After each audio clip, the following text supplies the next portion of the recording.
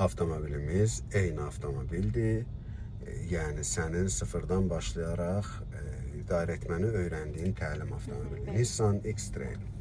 Həmişə bu avtomobili açarla işə salırdıq, düzdür? Bəli. İndi bir balaca dəyişiklik eləmişik. Artıq avtomobilimizi açarla deyil, düymə vasitəsilə işə salırıq. Bu, müasir avtomobillərin əksəriyyətində var, yəni start-stop sistemi deyirik. Hansı tərzdə kod diyorduk, işə salırdıq biz açarla işə düşəndə avtomobilimiz? Birinci, açarı bir pillə vururduq, 5 saniyə gözləyirdik. İkinci mərhələyə gətirirdik, yenə 5 saniyə gözləyirdik.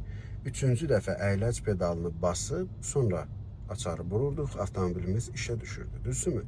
Eyni sistem, eyni qayda. Buyur. Bir dəfə bastıq, 5 saniyə gözləyirik. Tələsməyək.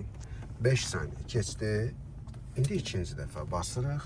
Cihazlar panelində işıqlarımız yanır və təhlükəsizlik yastığının işarəsinin sönməsini gözləyirik. Söndü. Üçüncü dəfə tələsmə, əyləci bas və daha sonra. Kifayətdir. Aydın oldu? Bəli. Yəni, açarla işə düşən avtomobillə start-stopla işə düşən avtomobilin fərqi nədir deyə soruşur bəzi tələbələr və yaxud da izləyicilər.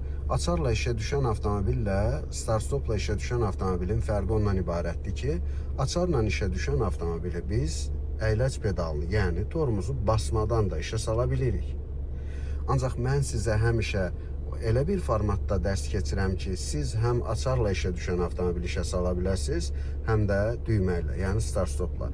Lakin start-stopla işə düşən avtomobili əyləc pedalını basmasaq işə sala bilmir.